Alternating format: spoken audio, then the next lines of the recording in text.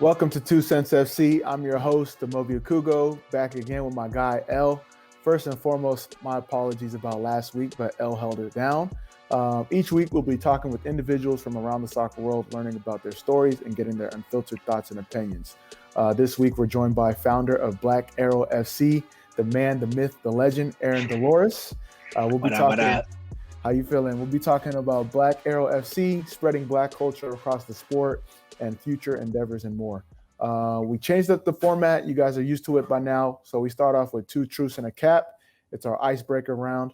We're going to get to know Aaron, and hopefully I can get back on track because L's been kicking my ass lately in this game. So 2 truths and a cap. What you got? All right. So I got, let's see. I got, I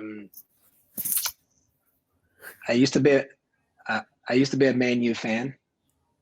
I went to summer camp in Finland, and I'm half Mexican. Ooh. Okay. How did someone used to be a Man U fan? That's interesting. Delores is the last name. It's a good play for the. You said half Mexican, but it's probably another Latin culture. I'm gonna say Man U, just because Finland seems too like random to be a lie. I mean, I don't know. Yeah, Finland. Like you can't just say Finland. Yeah, I'm going. You're not half Mexican. You're like half something else. That's true. Lie. Yep. That is a lie. That is a lie. That is a lie. Okay, I thought I'd get you with my last name. So yeah. So what is your ethnicity? I'm actually half white, half black. Just straight up. Yeah. Okay. But my mother's her second husband his last name was Delores. Okay. And she was raised. My mother's maiden name is Dick, D-I-C-K, and my father's last name is Cox. So this is a true story. And so her, being raised with the name Dick when she married Delores, after she left Delores and got with my father, it was either going to be Dick or Cox. So she just kept Delores. And I thank her for that. Yeah. Yeah, that's good. Okay, respect. That's a great icebreaker. Yeah. Great icebreaker. You wanted the icebreaker, I'll give it right to you. Yeah. So first thing we ask every guest on the show, it's our mantra. When did you fall in love with soccer? Yeah, that's easy. So during the 2014 World Cup is when I fell in love with it. And prior to that, I did play in high school. So I all the way up until high school. So I always enjoyed playing, but I loved basketball more as a sport and as an athlete. And I ran track and I was best at track. And so I always just played soccer to stay in shape for basketball and for track. But during the 2014 World Cup, prior to starting Black Arrow, I used to throw parties. And so I always had my eye on where's the best party around the world. And so the World Cup was always this to me, it was I bet that's where the most cracking parties are. And so me and some of my boys were going to go to Brazil for the World Cup. And as we started kind of looking into it and just being experienced travels, we were kind of it's just going to be a tourist trap. It's better to see Brazil at another time. And so my best friend at the time, Brady, actually, he had been living in Costa Rica during the 2010 World Cup. And he was like, yo, when Costa Rica was playing, you didn't want to be anywhere else. You wanted to be in the streets with the people. And so we devised this plan to go to Europe during the 2014 World Cup. And we timed being in different cities when their World Cup games were happening. So we were in Croatia for the opening match of the World Cup, which was Croatia versus Brazil. And in 2014, you know, Croatia like wasn't as big as they kind of became after the 2018 World Cup, but we were in this small town, and the small town had this like ancient Roman Colosseum. It's like right across the water from Italy. And the night before the World Cup, the mayor decided they were going to show the game in this like ancient Roman Colosseum. So it was like you know, me and three of my best friends, all black dudes, and it's like we're in Croatia. It's like, you know, here we are, 15,000 like Croatians rolling into this, you know, stadium, you know, on the water. This is this like historic stadium, and they're playing Brazil, and they score first, and you know the flares are going off, and we got Croatia jerseys on because we're like, fuck that, you know. So that was just kind of like my aha moment, if you will. Like as an American, you know, I 100% had this perspective of like I don't get it with soccer. You know what I mean? Even as someone that played, I would say I probably had a negative perception of like if soccer came on the TV, I'd be like, why? You know, get this off of the television. In that moment, I guess more than anything, it was very much like I had this sneaking suspicion that like I was the one missing out. You know what I mean? And so we went on to Italy and saw how they were kind of experiencing the World Cup and what their perception was. And this was in the group stage. And then we went to Switzerland. So we were in Zurich, and like there, you know, Switzerland was playing, but then also like there's a lot of international people there. So when Colombia played or France played, they had like, you know, they had this one central hub in the middle of town where everyone, no matter where you were from, got together. And it was just like, you know, you would see Colombians rolling through there and Argentinians that live in Switzerland that, you know, Switzerland like created a space for them to like celebrate. It was very Swiss. And then we were at Brandenburg Gate in Germany. You know, it was Germany versus Portugal. 100,000 people out there, you know, one of these like huge, you know, watch parties. And so, you know, just really getting to see the connection to the culture. And like, if we had have gone to just one of those places, I don't think I would have been as into it, because I would have thought that that was just unique to like that place. But seeing how, you know, everybody had their own different version of, you know, of it. We also then went to Frankfurt and watched the game at where Eintracht Frankfurt plays. I didn't know who that was at the time. They had a game versus Ghana that was like that game, that stadium experience felt a little bit like, you know, the Berlin one was very cosmopolitan. That one felt kind of like a little bit, you know, should we be up in here, you know, while they're playing Ghana type of thing. Yeah. But you know, so yeah, that was my, you know, we might be wrong about this. And it wasn't until actually I launched Black Arrow 3 years after that. I spent the next like 2 or 3 years just kind of like trying to look into the space and just asking the general question of like, this is this whole global phenomena. And I was really more than anything motivated by not wanting Black people to be left out of like what that experience was and what this whole world is. Cause I was a little pissed, you know what I mean? Like, okay, so y'all know about all this and we don't, you know? Yeah. So yeah, that was, eventually I was just so, and then I would just do Google searches of, you know, Black in soccer, and I never saw really anything happening. So I was just like, wow, this is like a, you know, it's an opportunity for me to, I literally got into the sport at the same time as I launched Black Arrow, you know. So the culture got me into it, you know. Yeah. So obviously, you know, we're going to get into it a little bit later, like the wonderful thing you started with Black Arrow. But you talk about all these experiences. You know, if someone is new coming into the game or the sport of soccer, or the culture of soccer, what's like one game, if you had to choose international, like international cultures clashing, what's just like one game or one place to like watch a game? In the US, or like if we could just transport anywhere? Transport anywhere. I would maybe, I don't want to be too, hyped on the Premier League, but I would maybe do, I really want to go to a Liverpool game prior to Super League stuff. But, my, from the outside looking in, I've been to a Man U game.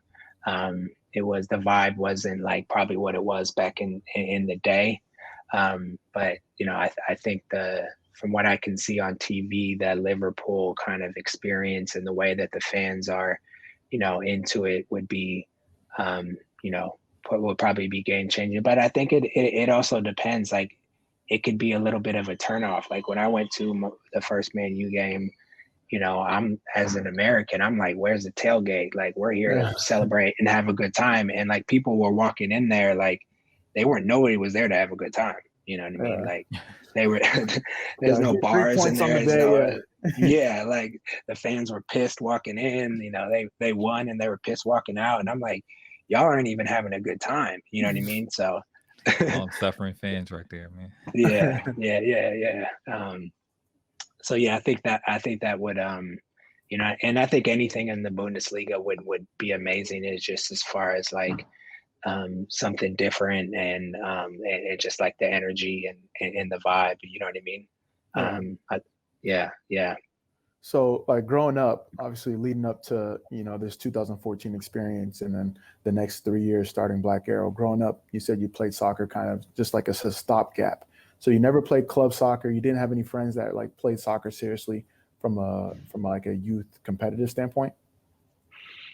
No, I mean, it's interesting that no one's ever asked me that. Like, I played soccer well, I grew up in Oakland and I went to high school in Marin County. When I was in Oakland, my mom lived up in Montclair, which is like the hills, and my dad lived down in East Oakland, like in the flatlands. So I very much grew up in these like two different worlds. My mom put me in the Montclair League, and like after the first year, she was just like, "This is too white." Like she didn't like the dynamic, if you will, and so she put me on the Oakland Raiders down in East Oakland, and that was like a few black people and a lot of like Vietnamese and Mexicans, and that was just like a much more I really appreciated that like experience. I mean, I'm very young at the time, um, but it just kind of felt more like I belonged there. But growing up and all the way through high school after that, soccer was very much like that was my time to go be in the white world. You know what I Hmm. mean? Like I didn't really like feel like I was part of that world. I didn't really care. You know what I mean? But my best friends didn't play soccer.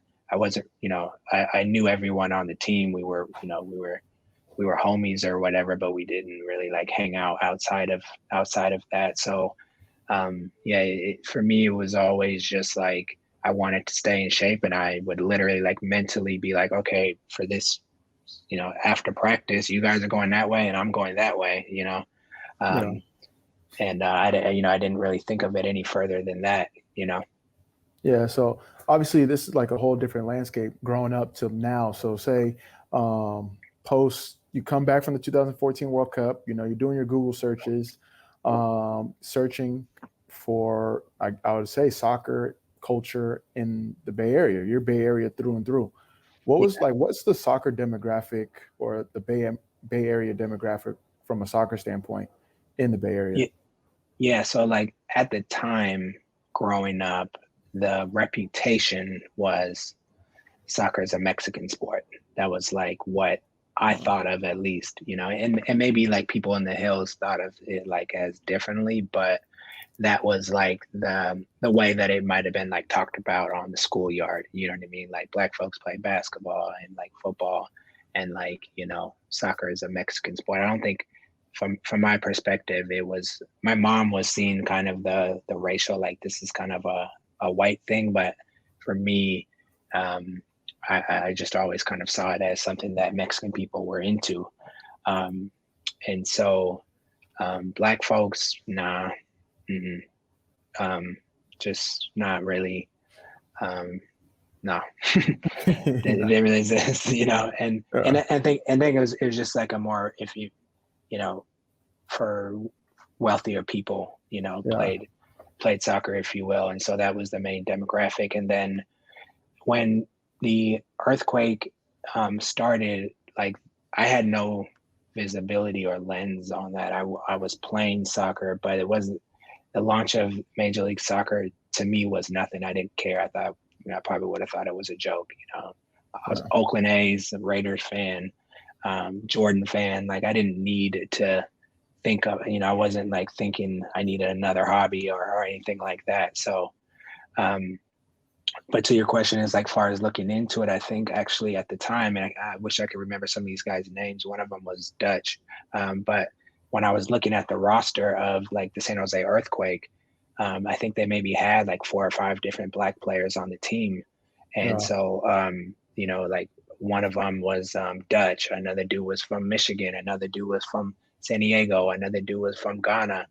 And, you know, that was a big surprise to me that there was actually like Black people on the pitch, you know what I mean? And that was an encouraging thing for me to start Black Arrow, because I'm like, cool, you know, try to bring someone to a hockey game. If you don't see yourself on the pitch, no matter what, you know, as simplistic as that is, you know, you want to see yourself on you know, on the pitch. So, yeah. No, that's an important thing you bring up, you know, from the standpoint of, you know, at least soccer in the States, you know, seeing African Americans on the pitch, you know, whether they're from Africa or Afro-Latina or, you know, African American. I think we need to see more of that. And hopefully as the marketing efforts continue, we'll start to highlight that, you know, across the leagues. Because when you started, you know, getting into the sport, and obviously when I started playing, you know, you didn't really see a lot of people highlighting that and like exposing it to like, yo, these are guys that came up where you came up or how you came up, and, you know, do what you want to do. And I actually have a different perspective on it a little bit, in the sense that like, because I wasn't into it, like I wasn't so frustrated when I got into this like soccer bubble and people were talking about like how there was no diversity, because I myself was completely disinterested. I mean, I did a semester when I was in college in London, and I don't even think I witnessed soccer on the newspaper or on television at all. Like I just, you know, I think some Black people have this like, you know, glaze over their eyes when soccer comes up. It's just like, you know, like you got to look somewhere else. So that's where the marketing lens of this came from, and like wanting to expose more people to the game. I never did it out of frustration. I always put my efforts into like, okay, well, how do we make it worth, like, why should Black people get into the game was always the question that I, you know, wanted to answer. So like our first event, when we launched the brand, was to a San Jose Earthquake game. So what I did was like, I bought 100 tickets to the game all in the same section. And I was, you know, I reached out to the sales guy, and he hit me back. So like another thing I love about soccer is like, you know, you could talk to somebody, you can't talk to anybody at Golden State Warriors, whatever. So, you know, I got these seats, and then what I did was I threw a party like at a brunch spot in Oakland. I resold all the tickets to like people in my network, because I came from like, I used to throw a party, so I just know a lot of people. We threw like a brunch party, and then I chartered a bus, and we all got on the bus and we went to the game. And essentially that was my tactic. You know, we didn't promote it as like, come see San Jose versus, you know, Colorado Rapids, right? Because like, who cares, right? But it was more like, we're going to get together, we're going to drink, we're going to party, we're going to get on a bus, and then, you know, the final destination happens to be a soccer game, you know?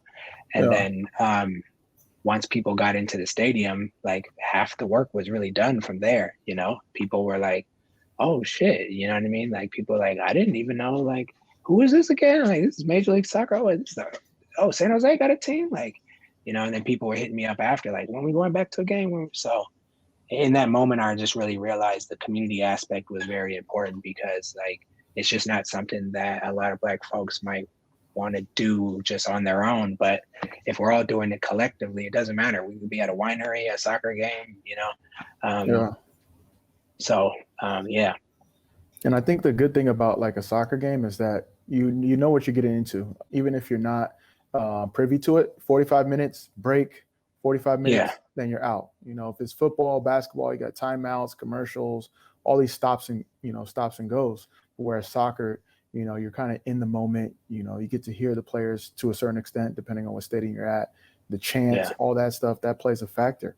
As it pertains to, you know, your first event, you know, getting into Black Girl, how did it all come about? Because, you know, you had the 2014 experience, then you did 2 years, 3 years of like market research, searching on your own. What was Yeah. that pivotal moment to like, all right, I'm going to start this? Yeah. So there was a few things that were lining up to that. So my prior to that, I first was in the tech industry. And that was something that was like, boom, get out of college, you go get a job you hate. That's just like what you do, right? And after working that for like 5 years, you know, I really wanted to just do something independent. I wanted to work for myself. I wanted to build something. I very much like consider myself a builder.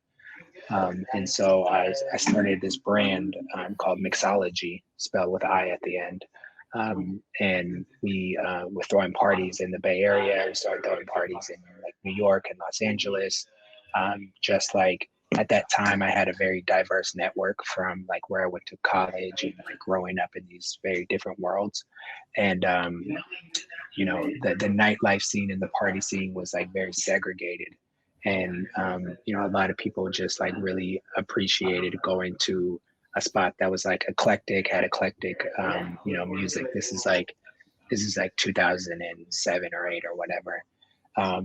And so building that brand over time got me into some of the like diversity work, and also from a content creation standpoint, I started creating a lot of content about music and culture, you know, and like I found myself getting into like reggae music and Afro beats and dance hall, and really just like eventually I realized two things, that I was very interested in, like the kind of this interconnecting of like the internet starting to connect these different pockets of like Black folks from around the world, right? So you're hearing like Drake, you know, doing songs with like Afro beats artists, right? And I'm like, oh wow, it's like these cultures that are very independent and sometimes insular are starting to like unite and be like, oh, we've damn near been doing the same thing in our own communities. And then on the flip side, this brand that I had built at the time off of like this concept of diversity, our events and it over time went from being like very diverse events to just being all Black. And so eventually I was like, so like only Black people like want diversity with, you know, I'm just like, why am I not just like, let's call this Black instead of diversity? And so just seeing that transition really got me, I would say, like motivated to want to do something more that was like unapologetically Black, and like really wanting to like highlight the, you know, kind of the cultural heritage in like a modern way.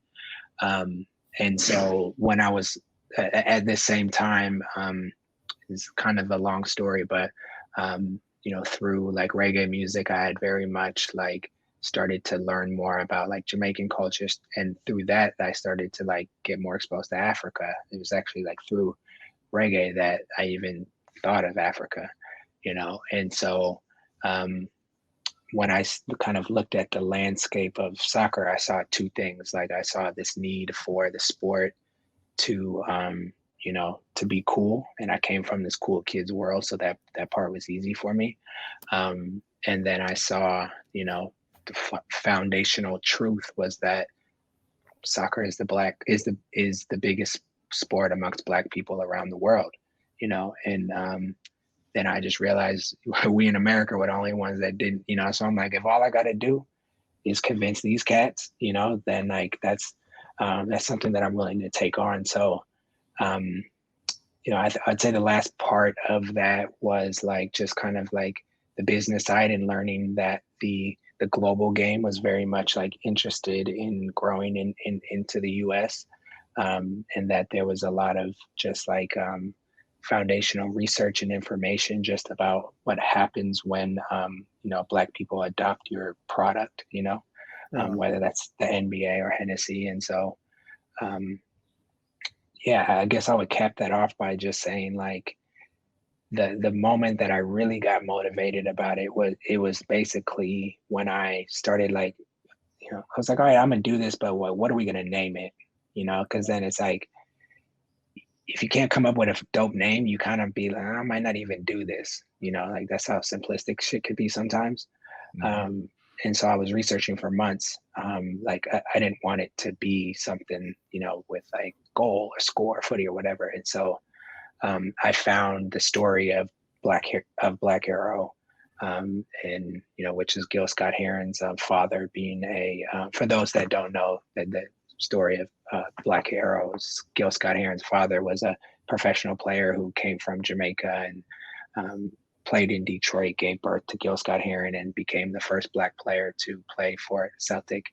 And the fans at the time this is in like the 1950s, late 1950s, had nicknamed him the Black Arrow because he was fast and black. And so,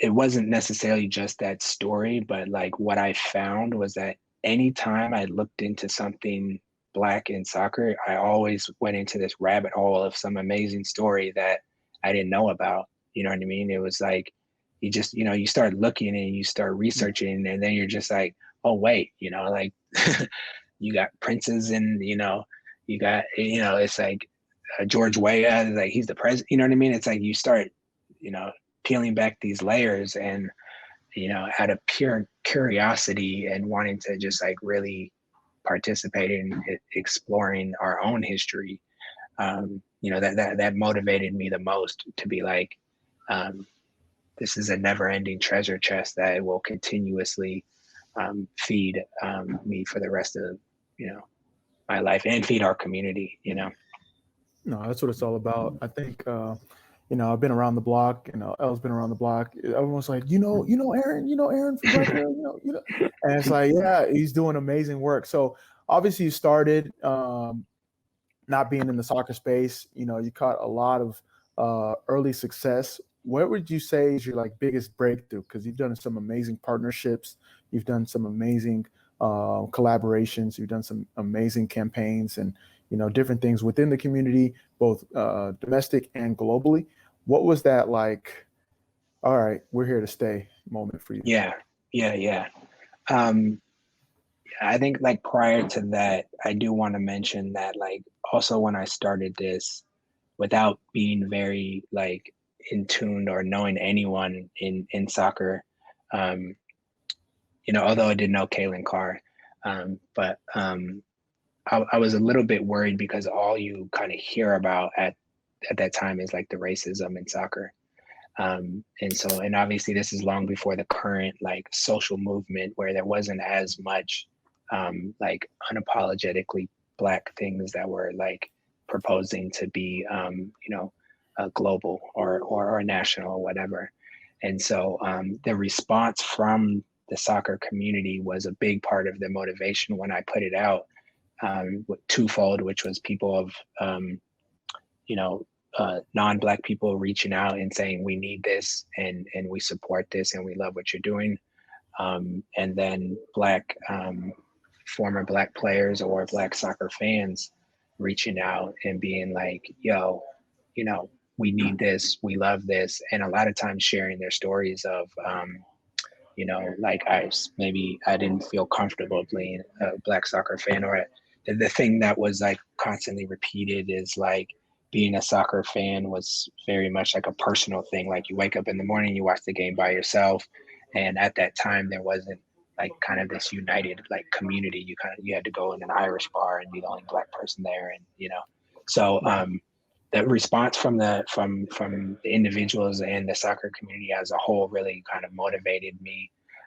We launched the brand by doing that event at San Jose Earthquake. Then the very next weekend, we did the same thing in New York with NYCFC. We filmed a video for both of those. We got a shout out from Kaylin Carr from when I uploaded the video on for the San Jose one, and then NYCFC actually, after I had reserved the tickets, they sent their bus out. It was like this double decker kind of like tourist bus to like pick up our people, and it was like that for free. And so just like being able to like get a hold of the team, and like when I put something out there, like there was this response. That was a big thing for me. And then the very first piece of content we did was this like just like online edited video called Why Black Folks Love Arsenal. And my boy DJ Moma that does Everyday People had told me, he was like, yeah, like everybody knows Black folks love Arsenal, but why?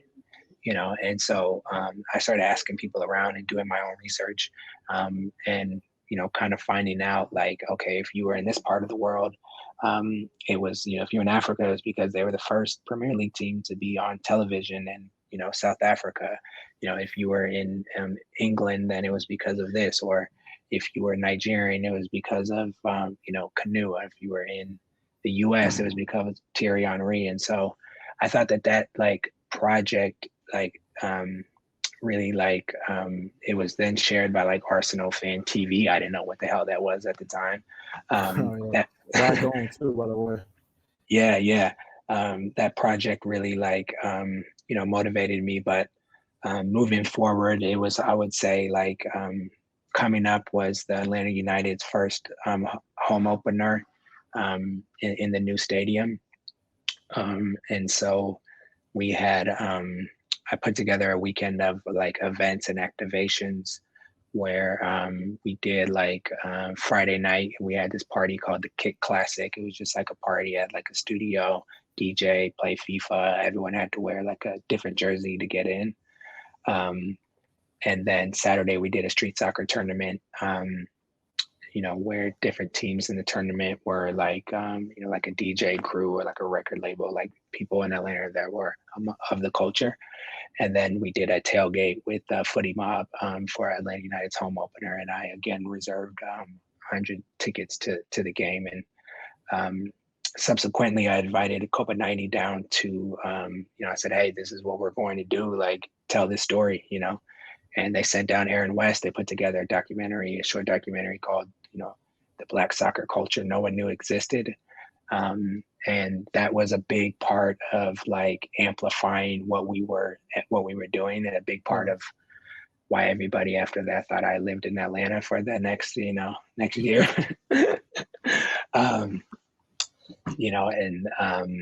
So that led us into, World Soccer Shop. I think was the first like real like corporate entity or brand to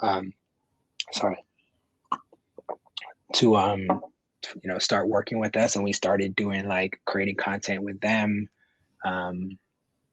doing photo shoots. We did their World Cup catalog and had Black people in like Poland jerseys and shit like that, which was really dope.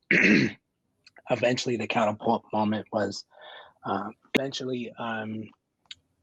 big moment, I think, was our partnership with AS Roma. We just released finally years after the documentary, but having a club of the international scale club, who I didn't know who the hell was before I started Black Arrow, that really kind of like earned us a lot of respect in the industry, and let people know that we were here to stay, and that was very much driven by an individual at the club named Paul, who when AS Roma started supporting Nigeria during the World Cup, like publicly, because the 2018 World Cup,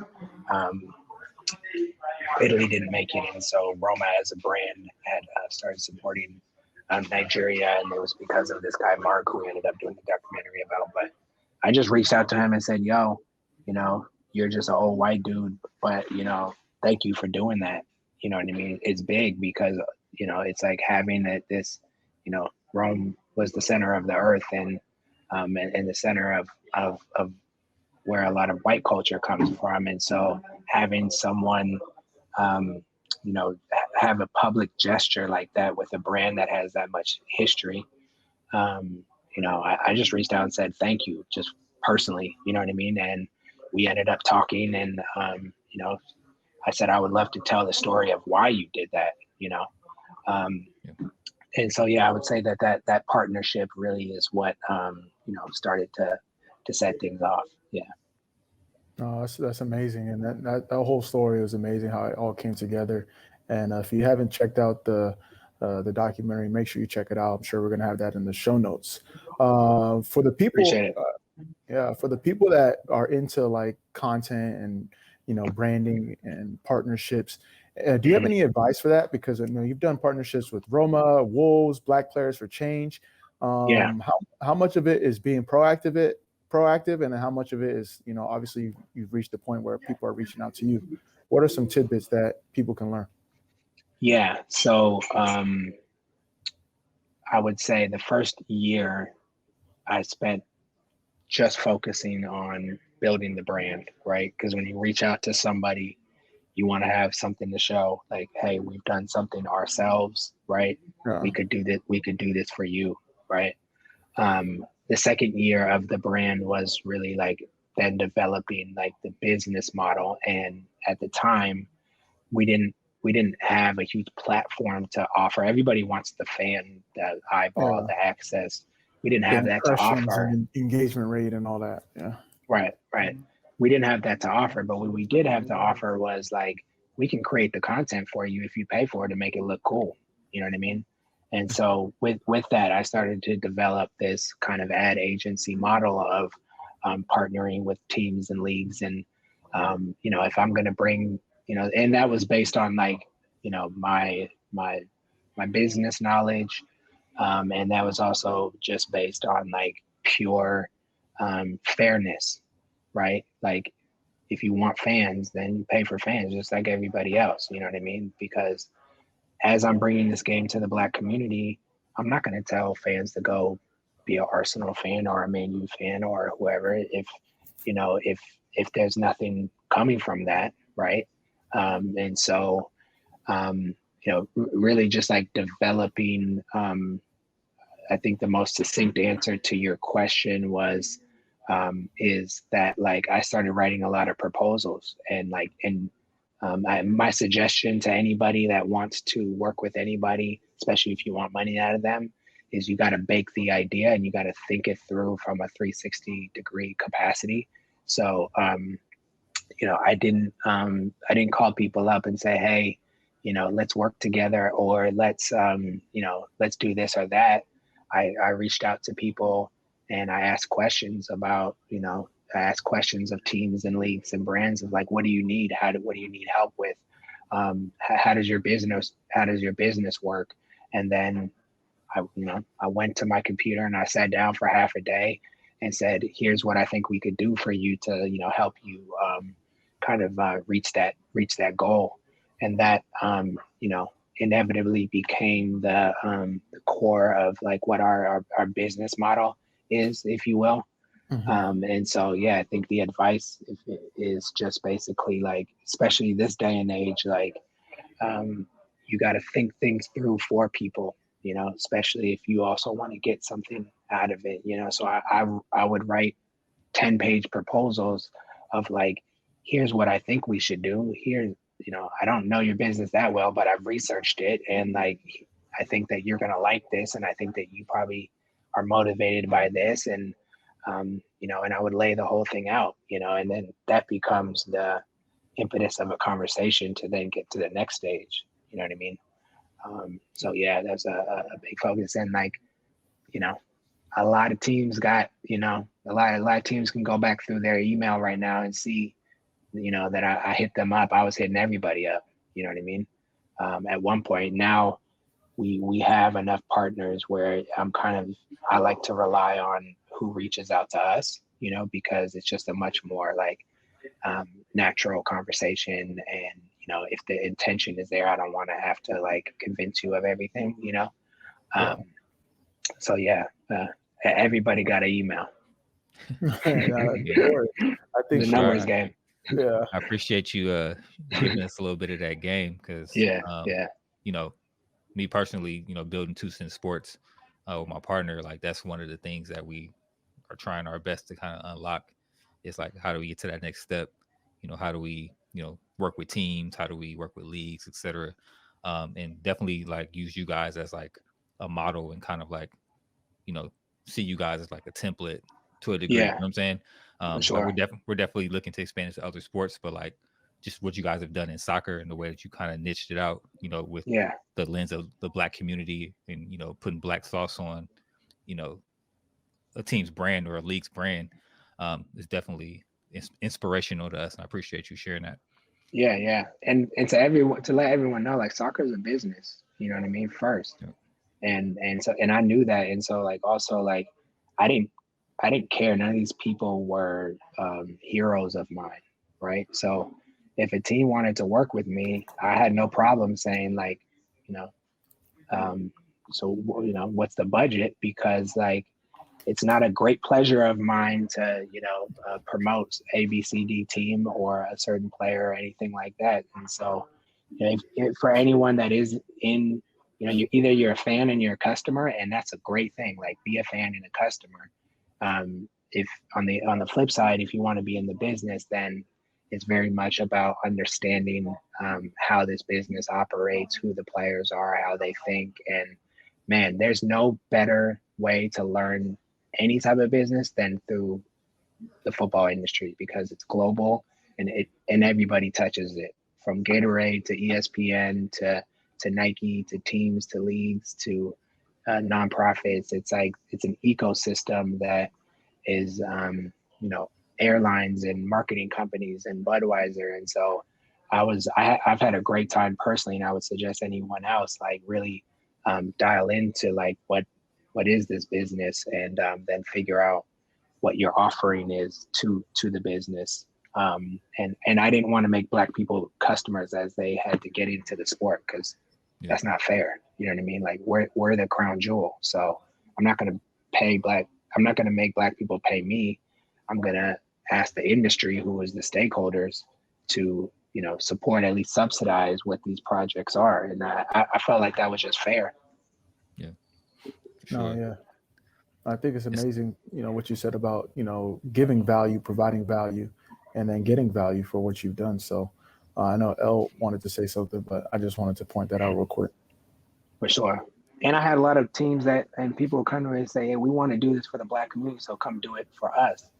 And I would always say like, yo, I don't need you to go straight to my community. I could do that with myself. You know what I mean? So there's been this like eagerness to get Black people into the sport. And I maintain this perspective of like, I want Black people to do whatever the hell they want. And if the soccer industry wants us as customers, then like there's a cost associated with that, right? Because I'm not going to tell necessarily, as much as I love it and support it and all that, I'm not going to necessarily tell Black folks that you should do this over gaming or, any other hobby that's up. Go read a book, go be a lawyer, go be a doctor, So I think that perspective of mine was always important to me. Yeah, no, sure. Respect. I know you were mentioning earlier about the projects that you've done and like, the tie-in with Aroma. So let's talk about your newest project, Niger to Roma. Like, tell us, I guess you kind of gave us a little bit of window of how that came about, but talk about that a little bit more for us. Yeah, it's our biggest project to date, and it was a lot to get over the line. So when we created the partnership with AS Roma, we sat down with them and kind of understood. The first question that we ask is like, what is going, what stories and what individuals within your brand, are Black? Like what Black stories do you have existing, and kind of like working with them to tell those and highlight those stories, right? And so when we met Roma, they said, hey, there's this Nigerian radio host who went viral after the Champions League, and we put out this joke kind of, with this tweet, like jokingly inviting him to a game. And that like led to them eventually, supporting Nigeria during the World Cup. That eventually led to Roma creating a partnership with the Nigerian national team. And then enter Black Arrow. One of the things that the guy that worked at the team, Paul, said was like, this guy that started all this has still never been to a game, And so I was already all about like, I wanted to give Black people their first chance to go to a soccer game, because like that was the core of that's how I got into it. And I wanted to like, I knew that was going to be a big deal, And so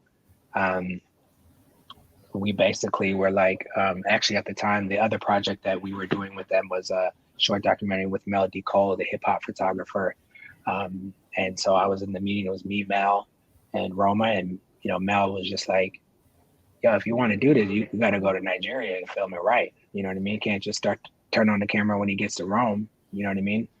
And so we ended up getting some budget to go do that. But I then invested like our own money and our own time, started working with our videographer who's originally from Nigeria. And we essentially, we didn't just like shoot the documentary. We kind of helped facilitate his entire trip to go there, because like there's a lot of coordinating that needs to happen with like the club. And then mainly like we don't realize as Americans, like our passport gets us everywhere, right? Yeah. For people in Nigeria, in order for you to go to Rome, like, man, it's paperwork on paperwork, it's fees. You got to go to the Italian embassy, things got to get processed and all of that. So we really kind of worked hand in hand with Roma to help like see if we could first get him access to leave the country.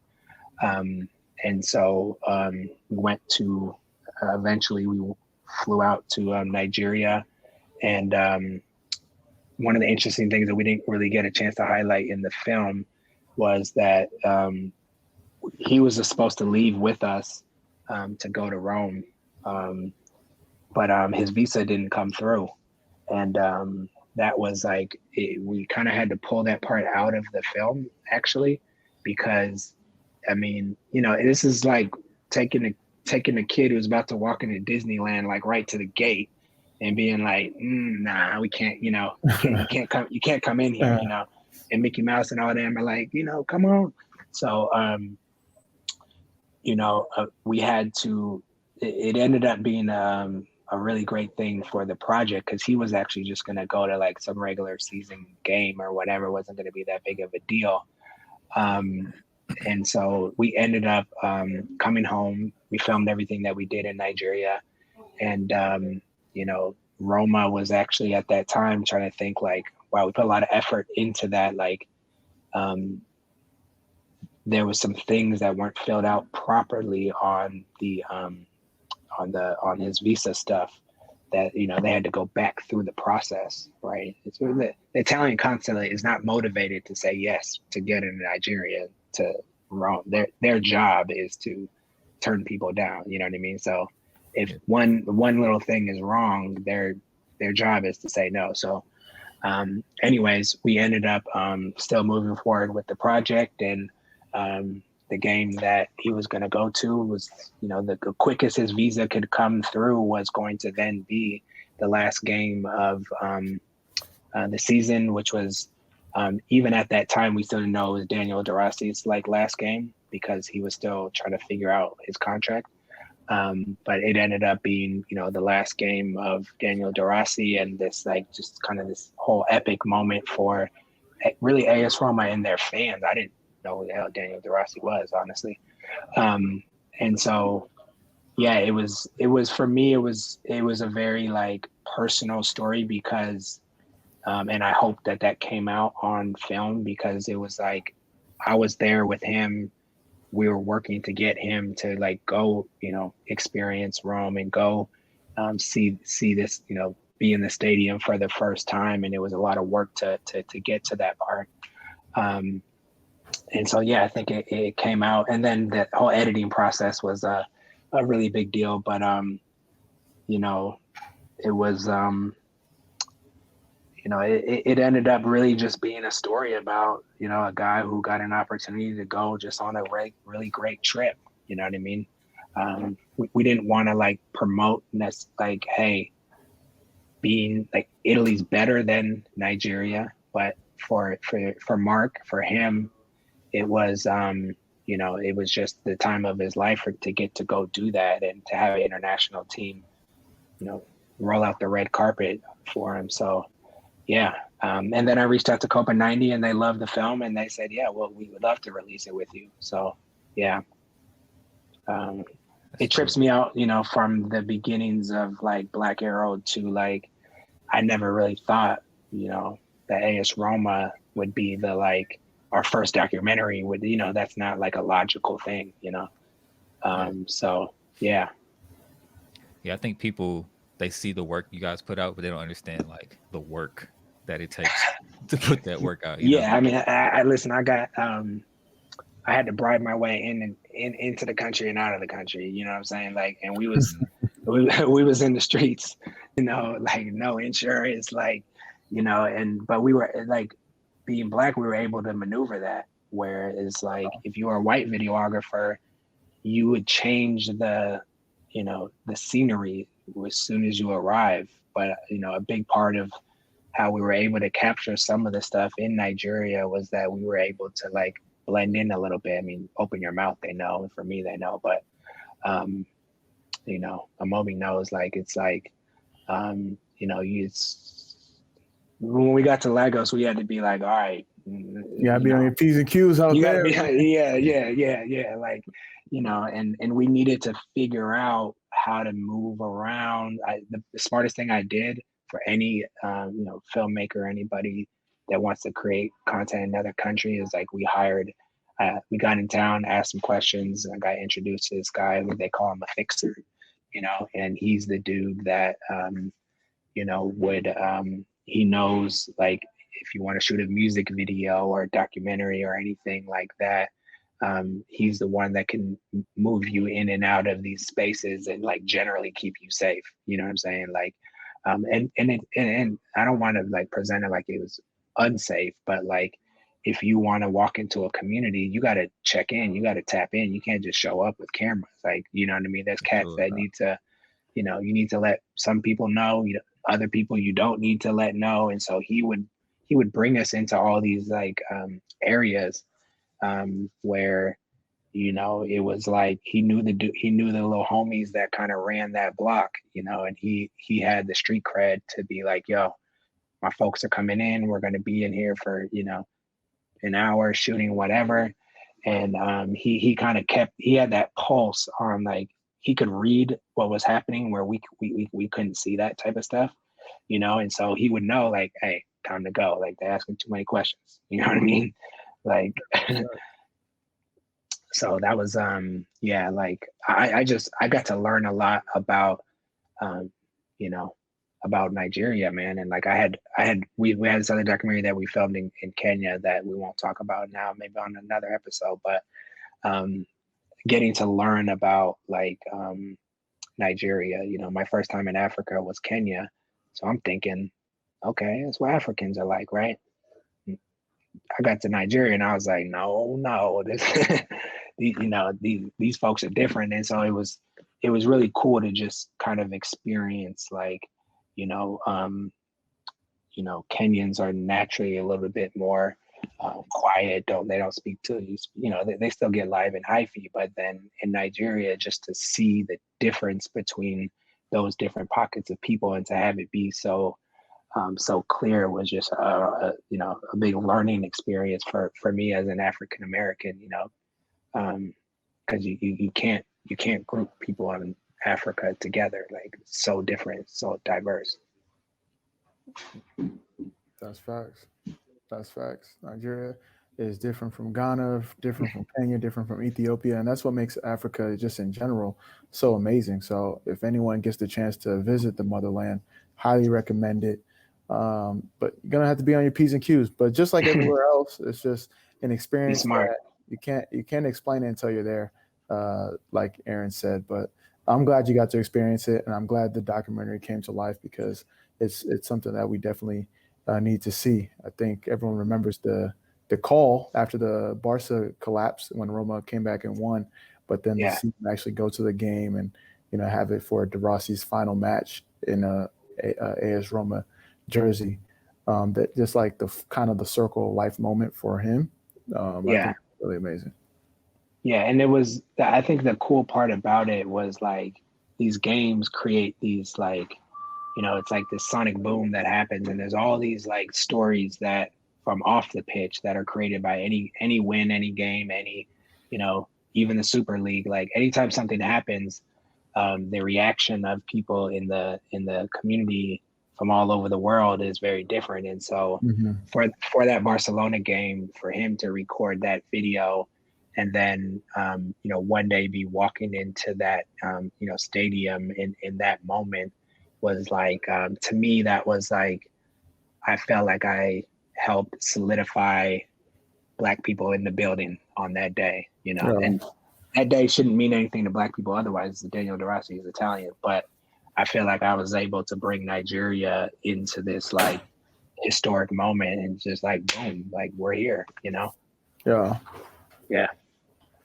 So with that being said, obviously you did the Niger to Rome documentary, and like I said before, it's going to be in the show notes. But you recently announced a docu-series with USL. I'm not sure how much you could talk about it, but Yeah. can you give us like a quick rundown? I'd love to talk about it. Yeah, so last season we did like a more of a studio show, and that was the middle of COVID.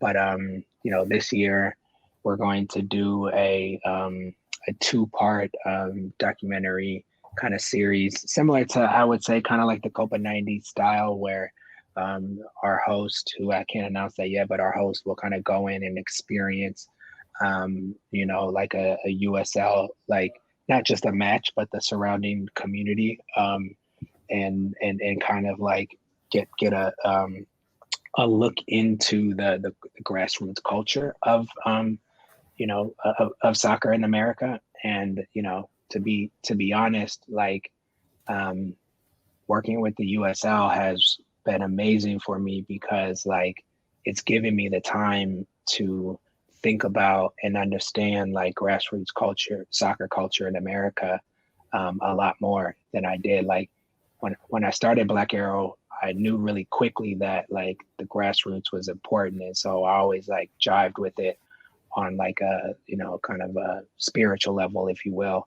But working with the USL and then like getting the time to like look at all these different pockets of soccer, and having the league be in communities like Charleston, where you have this racist stuff going on in Louisville. It's like I'm looking at this whole landscape, and I'm like, damn, these are like the long lost Black cities of America here. You know what I mean? Like we put so much thought into like what's happening in New York and on the coast and stuff like that. And this the current social movement, to a large degree has been led by some of these cities in America that that prior to that had been getting left out of like the narrative. So that's not necessarily what like the story is about, right? But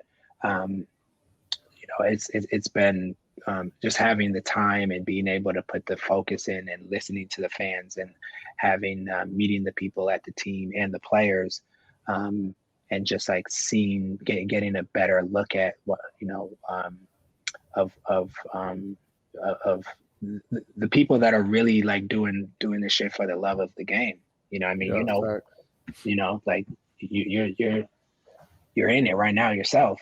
And so that's been amazing for me. And I don't mean that to like as like a positive PR thing for like the USL, because it's like the more you get to know these people, you got these cats that, unlike you played in Major League Soccer, you got these cats been playing in the USL for 10 years, and they're in the communities, in the ground, volunteering and doing a lot of things that like other soccer players just would never even have the dream of doing. So, I truly believe that we have a special group of Black players that are playing at the grassroots level in the USL and in the MLS cats, as well, 100%. But I just been impressed by all the brothers that I met in the USL and their focus on,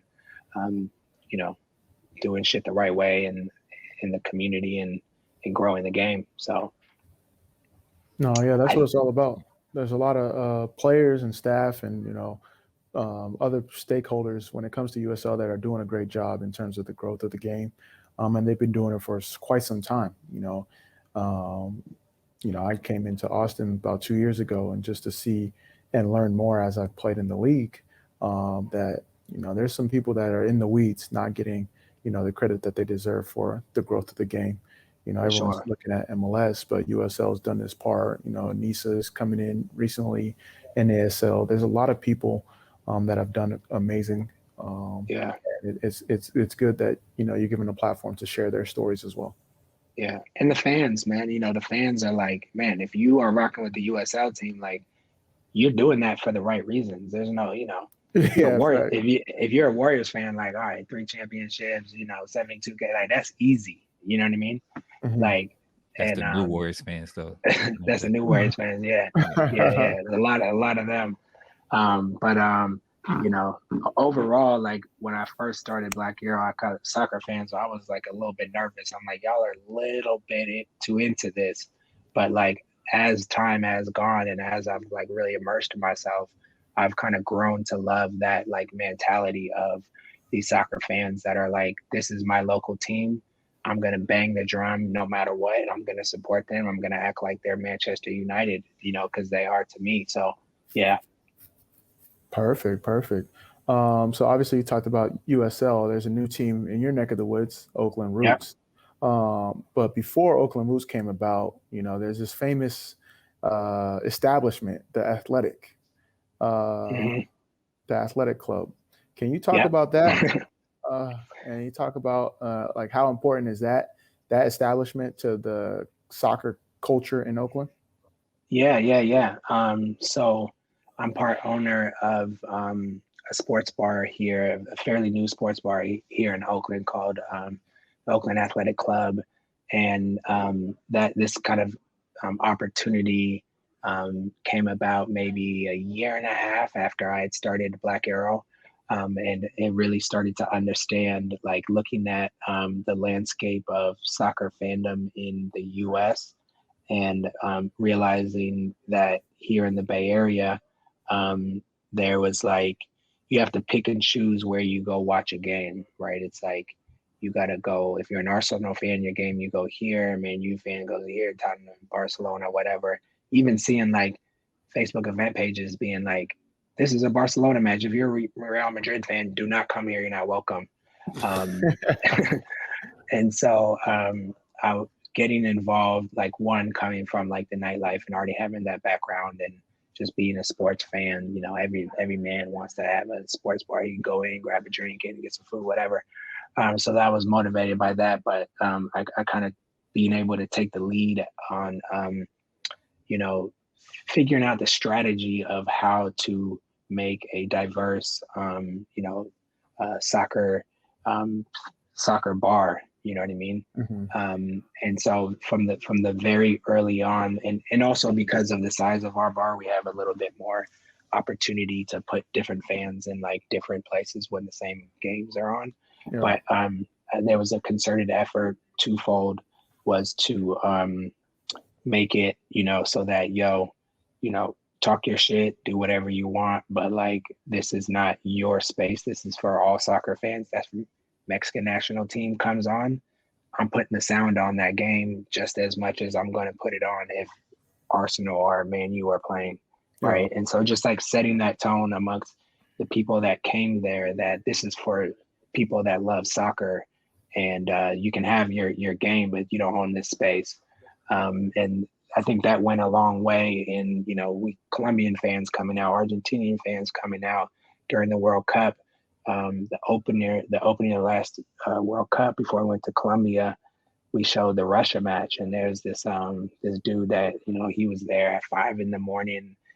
DMing us, so you guys gonna be open for the Russia game? You know what I mean? And like we were like, Russia, you know what I mean? Like, it's a tough one, but we opened it up for him, and like he came in, he's watching the game, and eventually other people are rolling in. Next thing you know, 10, 15 people are rocking with Russia just because this dude cares that much. You know what I mean? So that, and then like internally working with my partners and stuff to obviously with football coming on in the morning, there's a big hurdle from the business side to open for soccer, because it's not like people are coming in and drinking that much and or eating that much and stuff like that. So I had to really hammer home to my partners like, yo, there's going to be some mornings that we open up that nobody's going to be in here, but the fact that we are going to be open eventually, like it will pay off. And it's really started to do that. So it's cool to build a diverse soccer space, because you don't have too many of that in the US. No, respect. Sure. So I don't know. I know Amobi mentioned Oakland Roots. Obviously the only pro soccer team in the town. What has been your involvement, if any, with them? And are there any plans to kind of do a Black Arrow Oakland Roots collaboration, kind of help tell that story a little bit more? Yeah. So when the Roots first were launching was maybe 4 or 5 months after I had started Black Arrow, and the founders, Benno at the time, Benno and Idris, had reached out to me and was like, hey, we have this wild dream, and we want to build a team, and can you help us out? Do you want to partner on this whole goal or whatever? So I didn't, at that time, again, I was very, very new in the soccer space, and so I was just kind of like, what league are we talking about here? You know what I mean? Like, in one mind. And then in the other mind, just being more like, okay, boom, like soccer people are asking me to get down. Like, I'm gonna get down. You know what I mean? And so very early on, I was able to just kind of like help them figure out some of the, the outreach to the Black community, and, the messaging and the approach of things like that.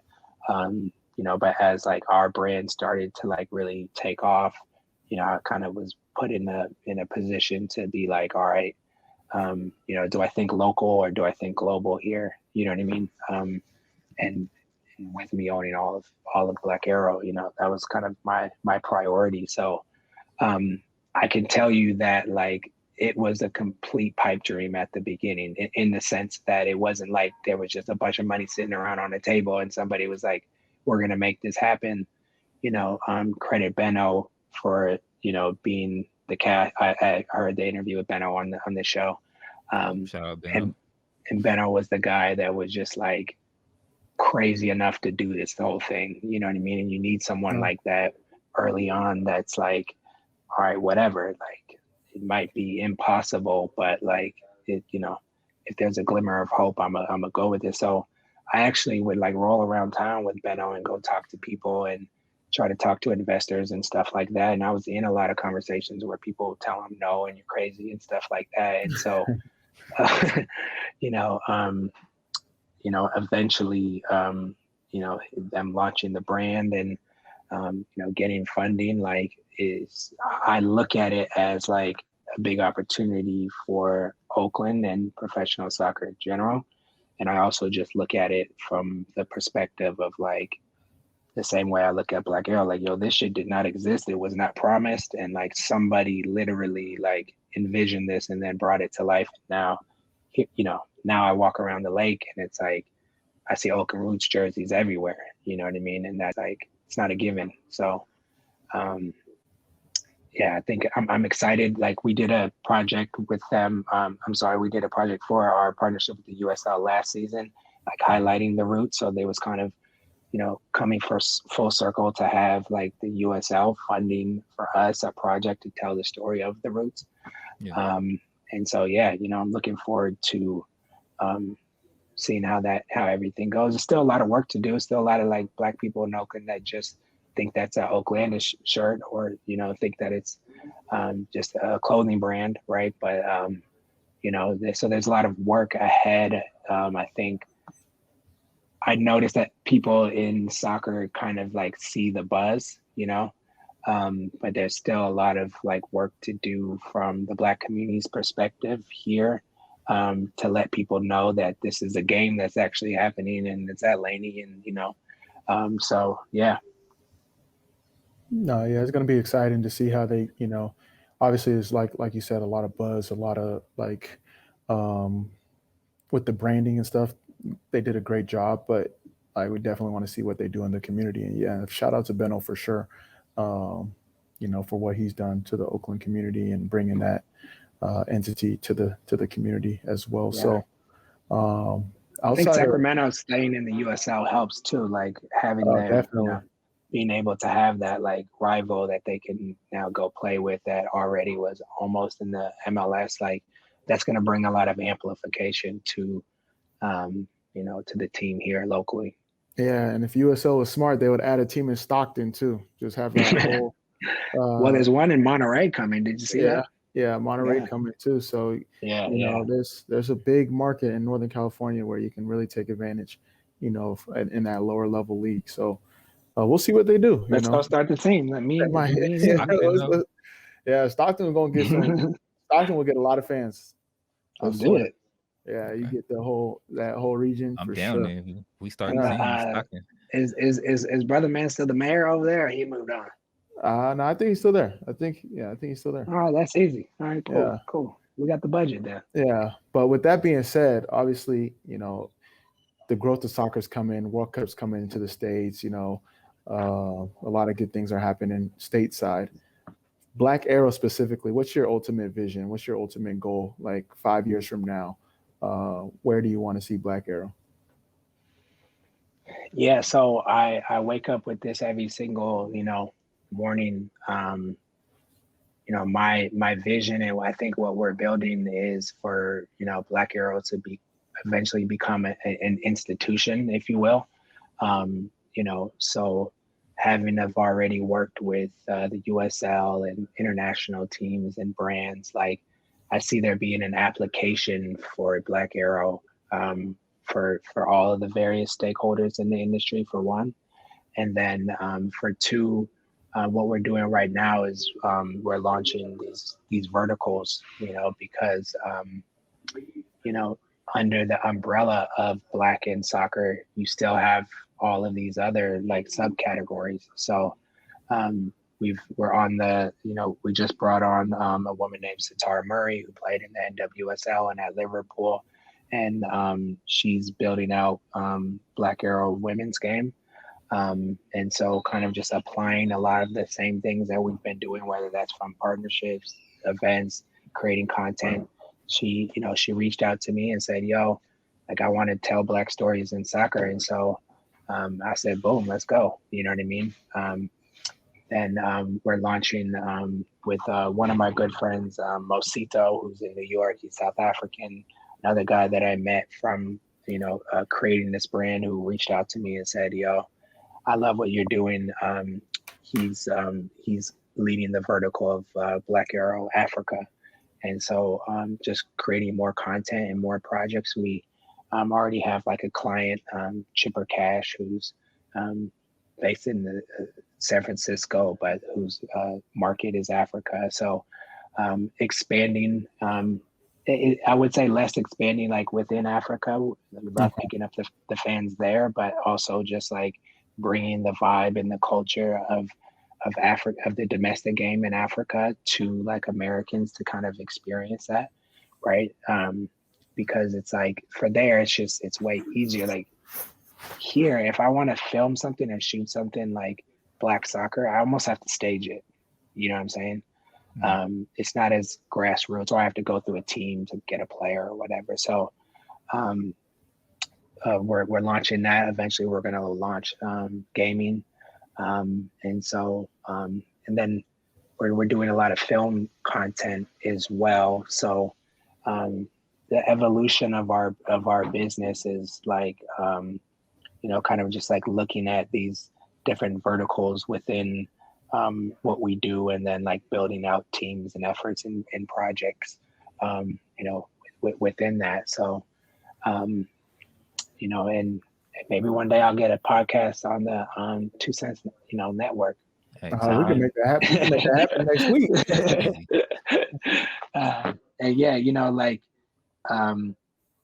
when I started, I could say honestly, like, I don't think there was anyone doing anything like kind of openly under this concept of Black and soccer. There was a lot of players and fans that have, who I've since like connected with, whether that's, Marisa Du or Josie Altidore, you like that have been like, running with this for a long time. And so, I think like participating in all of the different like emerging, entities that are Black soccer, and like, I think that we're very slowly starting to carve out, our own kind of mini ecosystem here. And so, figuring out how that all connects in, I think is a big part of like what we all need to do. Like, it was an honor for me to be invited by the Black Players for Change to come into the bubble and film their documentary. You know what I mean? And like, we just to be in a position to kind of like execute on that. And so I think a big vision or dream and hope of mine is to like continue to grow so that we have more time to like work together. You know what I mean? And try to pay our bills. That's the 100%. That's the hard part. And that's the I think if I can talk to your fans and from the business standpoint, like, I think that's the we have to focus right now on building together and like, making sure that we have equity in what's being built. Otherwise, we're going to pass this whole thing off to non-Black people, like, like hip hop did, you know what I mean? Like, we got this culture, and then, oh, y'all started this whole record industry, and now y'all run it. Wait, hold on. Now we didn't get the Grammy. Like, hold on. You know what I mean? So I think that being thoughtful and sensitive about keeping everything in house. Like, we only use Black photographers. We only use Black videographers. Like, every dollar that we get, I pay out some Black creative or someone on my team to like build back what we're doing. And I think it's a very important time. You guys are a part of that for sure. No, that's love. No doubt, man. Definitely a big proponent of the mission of us sticking together. There's been a lot of us that's popped up, over the last 2 years or so. We got a lot of Black, soccer podcasts out there. Right. Banter Pub for the Culture, Mm-hmm. Chop Soccer Pod, Diaspora. Yeah. Like, I can keep going. Shea Butter Yeah, FC. yeah. Like, it's a bunch of them that have popped up, and so I feel like it's very important for us to continue to stick together. And like you said, like, not hand it over to another culture to kind of run with it. Like, it's our job to kind of stay tight knit. Build within each other. And there's strength in that. I think like we all had this entrepreneurial spirit that's what created hip hop, right? Like, everybody was like, yeah, nigga, well, you a rapper, I'm gonna be a rapper. I ain't gonna go work for you. So I think that is really good that all of these things are like popping up, right? But if you're watching what's happening in rap, that all the guys the Black dudes at the top that really fueled that industry, they're now getting together and realizing like what they left on the table by not getting together earlier on. You know what I'm saying? And they're having to inch back their equity from who they handed the thing over for, because the record label came in and said, take your money up front. I'll keep I'll keep the masters or whatever. So I think it's a good thing that there's a lot of things differently popping up. And so hopefully we're in a time where the awareness of like what's happened before doesn't happen again, you know, because this is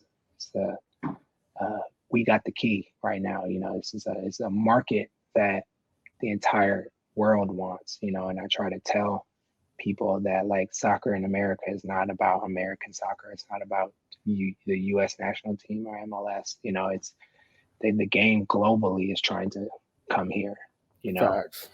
And the global money people are smart. They did the research. They talked to the ad agency. They say, who got the key over there? You know, and we come up. So that's our treasure right now. Is like, you know, they need us on the field and off the field, you know. So I hope that we continue to build and unite, you know.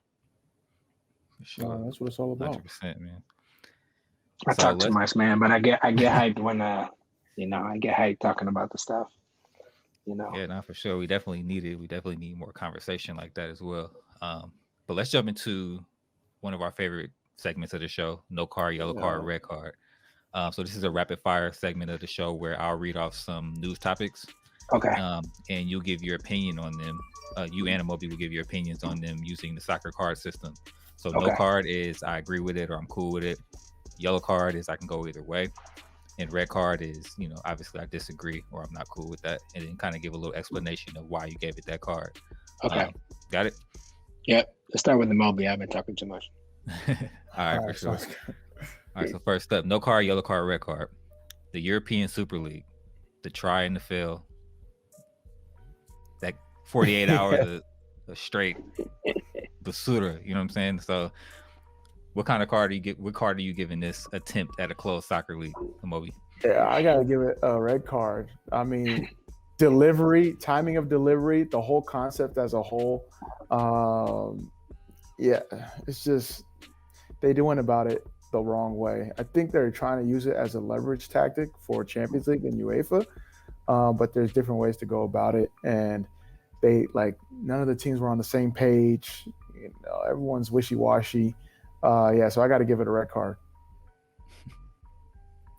Yeah, I give it a red card, but I give it I think it's an important learning moment for fans and to better understand the business of soccer. And like, you know, what are a big part of the conversation now is like the you know, how fans voice their disapproval and how all those things happened. From the US perspective, I think it is important to understand that like they were basing that on our data, right? Like this thing is about a TV deal.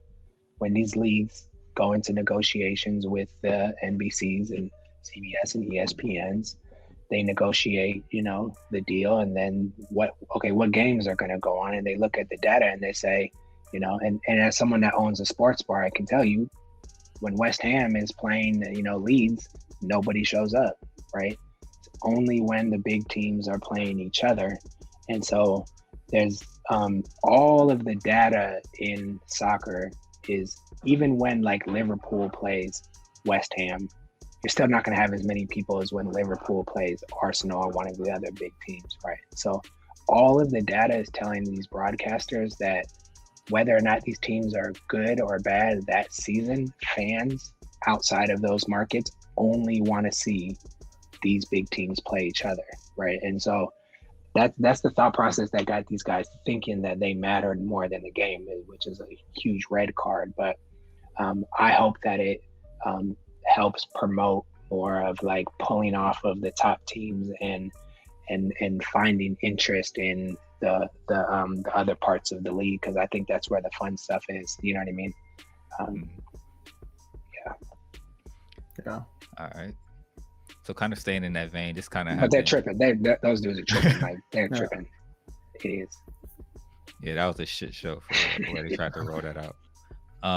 So kind of staying. This kind of happened like during the kerfuffle of the Super League. Your boy Jose Mourinho and his staff were relieved of their duties at Tottenham after about a season and a half. So what card are we giving the Spurs for their decision to drop Mourinho after such a short time? Aren't they about to play in a final too? I'm giving Tottenham a red card for that. Tottenham doesn't deserve nice things at the moment. They mistreat their coaches. Mourinho didn't even get like 2 seasons there. I'm a big Mourinho fan. I'm a Mourinho tell. Like people can hate on him. Technically, Yeah, like I love his tactics. I love his personality. I think he's a winner. Obviously, his style doesn't fit everybody, but at the end of the day, if you want someone that's going to give you the best chance to win, he's one of those coaches that you got to choose from. I'm not saying he's like your first choice, but Mourinho's a guy that's going to get it done. Obviously, he likes to do it his way. There's different ways to go about it, but big Mourinho fan. Think Tottenham should have gave him more time and definitely not fired him. So yeah, red card for them. Yeah, I give it a more of a yellow card because I think that you know what you're getting when you get Mourinho, and so they should have known that, and and probably have just been like, hey, we gotta like ride this out. Manchester United was going to be my kind of the team that I supported when I first started watching soccer because Lukaku was on the team, Pogba was on the team, there was like Rashford, and actually Pogba and Lukaku were just like, they helped me kind of like understand the technical side of the game a little bit better because like I never really understood necessarily like how important passing was as like a midfielder until I seen Pogba just like drop a ball right on the forehead of Lukaku, you know what I mean? And so that was when Mourinho was coaching them, and I think he didn't get enough credit for that year when they finished second to Manchester United, and he through his tactics really like held that team together, like got the ties when they needed them, won the games that they needed them, and yeah, they didn't beat Man City, but Man City was the best team in the world by tenfold that year. So but I think that Mourinho's coming up of like this new wave of soccer players that they got the bigger contracts. They don't necessarily, they have their own, I think, interest and idea of how they want to be treated, coached, and literally how they want to play. I think is a big thing now. Is like these players are starting to be like I want to play in this offense. You know what I mean? And so, I can't be mad at him getting fired because damn, if he was a black coach, like you can't act like that. You know what I mean? But as a character, I love him, and I think that he tactically, I wonder, and I would lean on you guys. I feel like his style of play is kind of becoming the old guard, and I was thinking when he took over at Tottenham that he would change up his style to be a little bit more open and fast paced, and so. You live by that or you die by that, literally, right? So I think Tottenham thought they was getting Chelsea Jose, ended up getting Man U Jose. They had to let him get his proper budget too. I mean, he only had one proper transfer window. So yeah. So where do you think he lands next? Oh, that's tough. I think he goes back to Italy somewhere, but I feel like the top Italy teams are like sorted right now. So it's like he's not going to England. He's not. Yeah. Should be interesting. Go back to Portugal. Like national team. The national team set like they're good. Yeah. I mean, I heard on Total Soccer Show them talking about how like he might be better suited for a national team just because like that style of play to like win a tournament is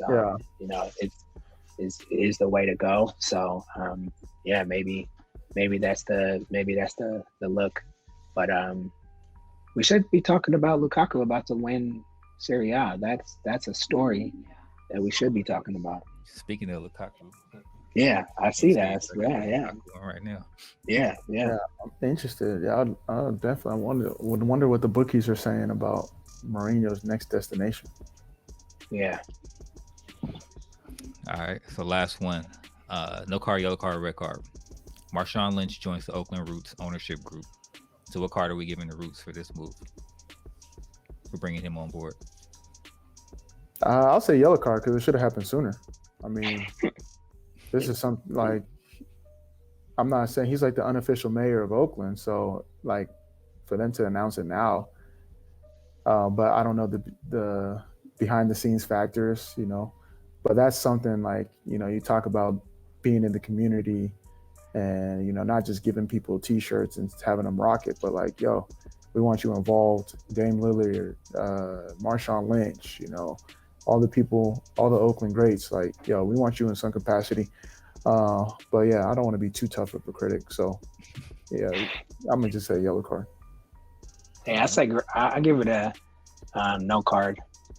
I think I don't think he knew about the roots until more recently. You know what I mean? That he's a tough dude to like sit down, and also like getting in bed with him like professionally. I'm imagining that negotiation took a little bit of time because he has a lot of people that are reaching out to him and trying to get them involved in his brand. So I definitely think it's a huge move.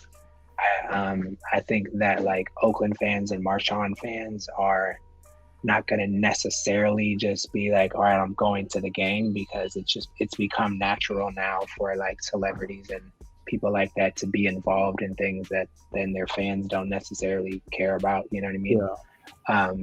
So I think it was definitely a big conversation in like the soccer world, but most of my friends that aren't into soccer never even heard about it. So I think there's a big opportunity to get him to understand or to see the bigger picture in soccer. I think he's doing it right now for Oakland and for the community, and I think there's a big opportunity once he kind of learns that that's there, to like become more and more involved. So yeah, no card for sure. What I will say though is I love the partnership that Marshawn Lynch and Roots did with Goal Setter to get into the community and offer financial literacy. So that's a big play. I know Marshawn Lynch said he was adamant that if he was going to do a partnership, they had to, back their dollars with involvement in the community. So that partnership with Goal Setter, a savings app, is big time. Yeah, and that was left out of a lot of the storylines. I mean, it was a byline in there, but yeah, I think that is a smart move and the right thing. Yeah, 100%. Yeah, well, that's it for no card, yellow card, red card. Yeah, so thank you so much, for taking the time, Aaron. It's always a pleasure to tap in with you. I know we connect from time to time. For sure. Everyone's asking about, Black Arrow, Aaron, Aaron's like, share your story, how you got into the sport, what you continue to do in the space. It's amazing. For anyone that wants to tap in with you, how can they get, connected? Yeah, anywhere on social media, Twitter or Instagram, where it's probably best, at Black Arrow FC. Shoot me a DM, shoot me a message. I usually respond to everybody, assuming that, coming correct. So, love for the support, and, for anybody to touch base, and then, see what we could all do together, and yeah. Yeah, so that's what it's all about. Make sure you tap in with him. We're definitely going to have all the information in the show notes. Once again, thank you so much. That's our show for this week. Ladies and gentlemen, subscribe, rate, and review. It helps us get discovered. Follow us on the socials at 2Cents FC. Check out our merch at 2centsports.shop. It helps support the show as well. And tweet us your comments on the show and any topics you want me or Elle to discuss. The only soccer show that's giving you unfiltered thoughts and opinions every Friday. Hope you guys enjoyed. Catch y'all later. Peace out.